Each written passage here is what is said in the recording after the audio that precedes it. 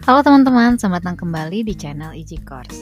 Nah, video kali ini kita akan bahas soal yang sudah diterbitkan oleh BP3 sebagai simulasi SNBT khusus di subtes penalaran matematika ya, dimana di situ ada 10 soal.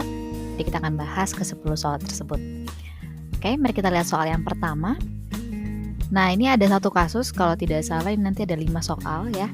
Nah, wacanya seperti ini. Sebuah biang lala bertitik pusat P, oke, di sini titik pusatnya. Anggaplah itu berada di diagram kartesius, di mana berada di 0,0. Titik P berada pada ketinggian 35 meter dari permukaan tanah.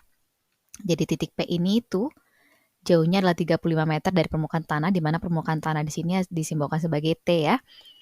Nah, berarti kalau misalkan dari titik pusat ke titik T 35 meter, dan kita lihat dari sini, dari titik D ke titik T 10 meter, berarti dari P ke D itu adalah 25 meter. Dapat simpulkan seperti itu dulu ya. Berikutnya, setiap penumpang biang lala naik dari titik terbawah yaitu titik D. Dalam waktu 5 menit, setiap penumpang biang lala telah menjalani lintasan sepanjang 125 per 4 pi meter.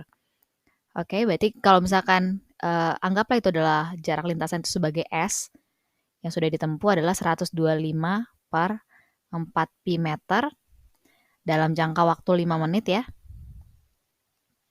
Nah, dari informasi ini sebenarnya kita sudah dapatkan kecepatan dari si biang lalanya, ya kan? Kita gunakan rumus kecepatan yaitu S per T, berarti 125 per 4 dibagi 5 ya. Kalau dibagi 5 artinya kan dikali 1 per 5. Berarti ini kalau kita coret-coret, 125 dengan 5 di sini berarti 25, berarti sama dengan 25 per 4. Ini sorry tadi ada V-nya ya, V. Nah, jadi ini kecepatannya putaran per menit. Oke, ini kecepatannya. Yang ditanya adalah biang lala berputar satu putaran dalam waktu berapa menit? Oke, jadi yang ditanya adalah T. Nah, kecepatan dari si biang lala berputar ini sudah ada. Bagaimana supaya kita mendapatkan nilai dari waktu yang dibutuhkan untuk menempuh satu putaran? Berarti kita harus tahu dulu berapa meter satu putaran yang ditempuhnya ini, berapa jaraknya yang ditempuh ini, gitu kan? Nah, karena si biang lalanya berbentuk lingkaran, maka lintasan dari si biang lala ini adalah keliling lingkaran tersebut, ya kan? Jadi kita cari dulu berapa keliling si biang lalanya. Nah, yaitu dengan menggunakan rumus keliling dari lingkaran, yaitu 2πr. Berarti 2 dikali V-nya nggak usah diubah ke 22/7, karena di sini juga ada V, nanti bisa coret pastinya ya kan. 2V dikali R adalah jari-jari 25, berarti keliling dari si biang lalanya adalah 50 V. Oke, nah berarti kita sudah dapatkan ini panjang lintasannya untuk berputar satu putaran. Nah, sehingga kita bisa dapatkan waktunya. Nah, gunakan rumus yang mana? Sama kayak rumus kecepatan tadi. V sama dengan jarak per waktu. Kalau kamu cari waktunya, berarti rumusnya adalah jarak dibagi kecepatan. Maka waktu sama dengan jarak atau panjang lintasan satu putaran, yaitu 50 V, dibagi kecepatan dari si biang lala tersebut berputar. Tadi sudah kita dapatkan di sini, yaitu 25 per 4 V putaran per menit. Berarti nanti kita dapatkan satuannya juga udah pasti menit ya, karena tadi satuan dari kecepatannya juga menit. Itu sama dengan, ini kita coret dulu V-nya, 50 dengan 25 bisa dicoret 2, ini kita naikkan berarti 8 menit. Sehingga jawabannya sudah pasti yang C. Oke, itu untuk contoh soal yang pertama. Mari kita lanjutkan ke pertanyaan yang kedua. Nah, ini wacananya masih sama. Pertanyaannya adalah pada suatu saat seseorang berada pada titik B, berarti di sini ya, di atas, 20 menit kemudian dia berada pada titik yang jaraknya ke garis AC berapa meter. Garis AC adalah diameter dari biang lala tersebut ya. Nah, sekarang kita tentukan dulu, 20 menit dari titik, setelah dari titik B, itu berada di titik mana dulu? Ya kan? Atau berapa panjang sih, berapa sih lintasan dia yang sudah ditempuh selama 20 menit. Nah, itu rumus pokoknya masih tetap yang tadi ya, kecepatan sama dengan jarak per waktu. Kalau dari rumus ini kamu mencari jarak, berarti jarak sama dengan kecepatan dikali waktu. Nah, kecepatannya masih kecepatan tadi yang ada di soal yang pertama. Ya, masih ingat kan? Itu kecepatannya ada 25 per 4 pi putaran per menit. Dikali waktunya 20 menit. Oke, berarti kita coret-coret ini 5.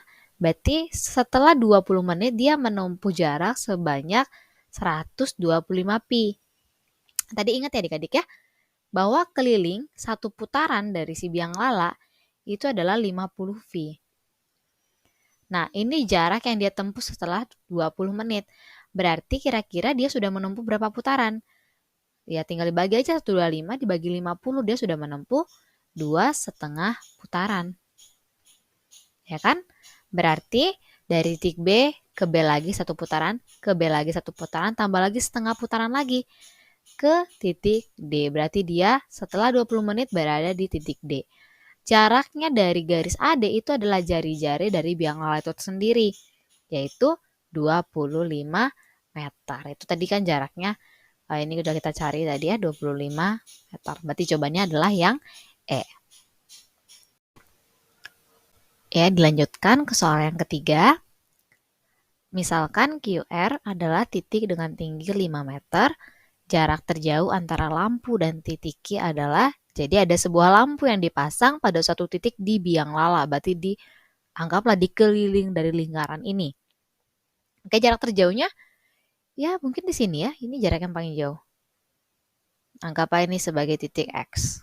Berarti ditanya adalah jarak dari si X ke Q. Nah, dari sini kita bisa lihat bahwa X ke P, ini kalau kita tarik garis lurus, ini adalah jari-jari dari lingkaran juga ya, berarti jarak dari X ke P itu sudah pasti 25 meter. Nah, sekarang jarak dari P ke Q yang kita belum tahu. Ini coba kita tarik garis lagi.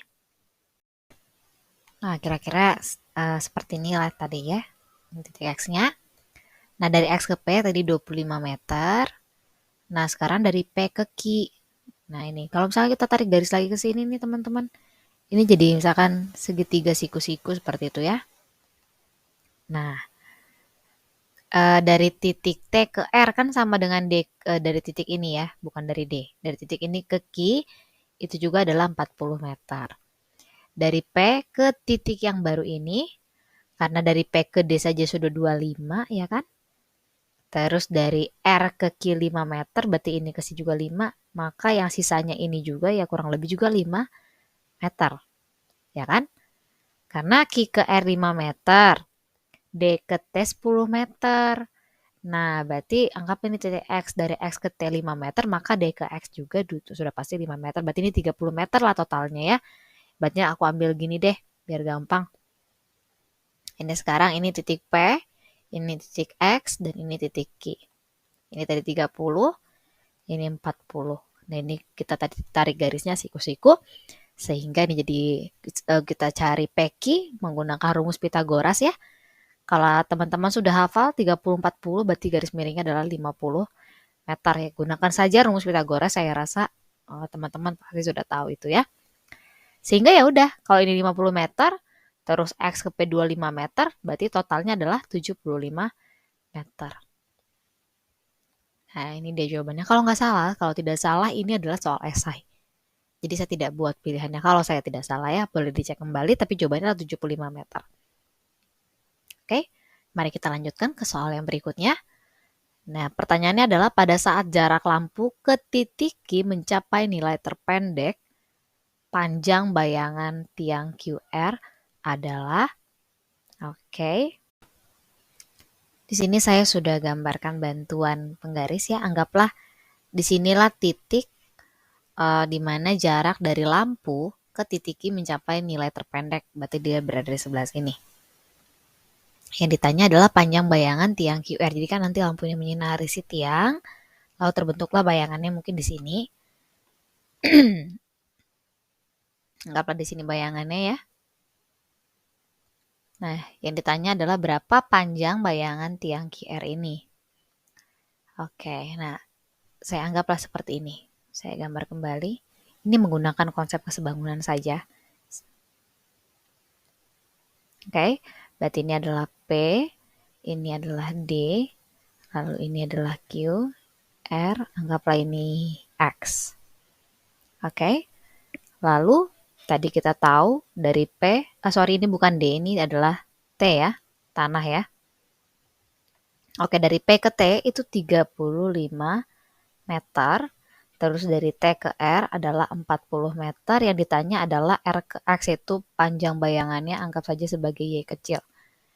Nah, teman-teman, ini bisa kita gunakan konsep kesebangunan. PT per, yang sejajar dengan dia adalah QR, per QR itu nanti akan sama dengan TR ya. TX per RX itu akan sama dengan PX per QX. Sehingga panjang PT adalah 35, QR adalah tinggi tiang yaitu 5 meter, TX adalah 40 ditambah Y, dan RX adalah Y. Ini kita kali silang, berarti 35Y sama dengan 40 kali 5 itu adalah 200 ditambah 5Y. Ini kita pindahkan jadi 35Y dikurang 5Y sama dengan 200. Berarti 30Y sama dengan 200. Maka Y sama dengan 200 per 30. Coret, 20 bagi 3 bisa 6, sisa 2. Berarti 6, 2 per 3, jawabannya ini yang D ya. Itu jawaban yang tepat. Oke, jadi tinggal gunakan konsep kesebangunan saja untuk mencari berapa panjang dari bayangan tiang QR. Nah, oke, lalu kita bahas soal yang terakhir. Pertanyaan terakhir. Misalkan titik U pada tanah adalah bayangan titik Q oleh lampu ketika bayangan tiang QR paling pendek. Oke, berarti titik U untuk bayangan paling pendek. Oke, bayangan paling pendek ya, itu adalah titik U. Nanti kita gambarkan. Yang berikutnya titik V untuk bayangan paling panjang. Yang berikutnya adalah A aksen, itu untuk bayangannya si titik A. Pertanyaannya adalah, ketika lampu berputar mulai dari titik A, urutan posisi bayangannya. Oke, ketika lampu berputar ini dari titik A ini, berputar ini ada tanda arah putarannya ya. Oke, berlawanan arah jarum jam. Maka urutan posisi bayangan titik Q di tanah adalah, hal yang harus kamu pahami dulu ini seperti ada logikanya sedikit ya. Bahwa posisi dari sumber cahaya atau lampu tersebut akan mempengaruhi besar kecilnya cahaya. Besar kecilnya bayangan. Oke. Yang pertama adalah, kalau misalkan sumber cahayanya di atas benda, itu akan membuat sedikit cahaya terhalang sehingga bayangannya akan lebih pendek. Oke, bayangan yang lebih pendek berarti dihasilkan oleh sumber cahaya yang berada di atas benda. Mungkin anggaplah itu antara titik C dan yang lainnya di antara ini. Ya, daerah ini karena berada di atas benda. Yang berikutnya yang kedua adalah, jika sumber cahaya terletak di samping, itu akan lebih banyak cahaya yang terhalang, sehingga akibatnya nanti bayangannya akan lebih panjang. Oke, di samping, berarti mungkin di daerah bawah ini. Oke, sampai ke titik ini. Dan dia juga termasuk, berarti seperti itu ya. Pokoknya dari samping dia. Yang berikutnya yang ketiga adalah, kalau makin dekat suatu benda, itu pasti bayangannya akan semakin besar. Maksudnya makin dekat si sumber cahayanya ya, sumber cahayanya makin dekat ke suatu benda, maka itu akan semakin besar bayangannya. Nah, yang ketiga itu kamu harus pahami dulu. Logikanya seperti itu kalau menurut saya ya.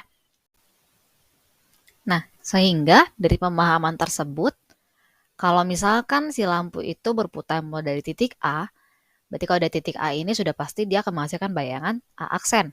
Oke, semuanya juga A aksen dan berakhir di A aksen juga. Oke. Lalu dia berputar. Nah, ini kan dia nanti akan mencapai sebelah sini ya. Sebelah sini, dia akan mencapai di daerah di mana si bayangan itu akan paling panjang, sehingga setelah A aksen itu sudah pasti V. Sehingga jawaban yang tepat sudah pasti poin yang C ini, yang ini. Karena setelah A aksen itu harus V. Dari A, B, D, dan E itu tidak ke V. Ini ke U, ya. Di U itu adalah bayangan paling pendek, itu kan tadi daerah sini ya. Daerah sini, ini yang akan menghasilkan bayangan U, karena dia letaknya di atas benda. Nggak mungkin U. Nah B, ya mungkin B itu nanti kan kalau kita tarik garis seperti ini, ya nanti itu dia di daerah sini dia akan mencapai B atau juga daerah sini ya yang arahnya seperti ini nanti. Nah, berarti bukan B aksen juga. Itu harus bayangan yang paling panjang karena di bagian bawah berada dari samping benda dan juga dekat dengan benda karena tadi sesuai dengan poin 1 dan poin 2 dengan poin 3, yaitu di mana posisi sumber cahaya dapat mempengaruhi besar kecilnya bayangan. Oke, jadi jawabannya sudah pasti yang C. Nah, kira-kira seperti itu adik-adik atau teman-teman semuanya untuk soal yang dikeluarkan oleh BP3 sebagai simulasi SNBT 2024. Mungkin di soal yang kelima ini lebih ke logika pemikiran kita saja ya. Ini memang benar-benar penalaran kita. Oke, ataupun memang sebenarnya kalau kalian pahami konsep dari bayangan ya, itu juga dapat kita soal ini dapat kita kerjakan dengan baik. Kira-kira seperti itu. Nanti saya akan lanjutkan ke part yang kedua untuk pembahasan nomor 6 dan 10. Sekian untuk video ini. Terima kasih sudah menonton. Jangan lupa untuk selalu dukung dengan cara like, subscribe, dan juga share. Terima kasih.